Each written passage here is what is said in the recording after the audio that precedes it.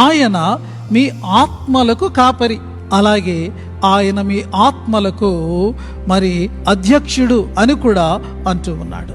ఈ రెండు మాటలను మనము గమనించినట్లయితే ఆయన మన ఆత్మకు కాపరిగా ఉన్నాడండి. 23వ సంకీర్తనలో కీర్తనాకారుడు పాడుతూ ఏమన్నాడంటే, ఆయన నా ప్రాణమునకు సేద తీర్చును అని అన్నాడు. ఇంగ్లీష్లో హీ రెస్టోరెత్ మై సోల్ అని వ్రాయబడి ఉన్నది.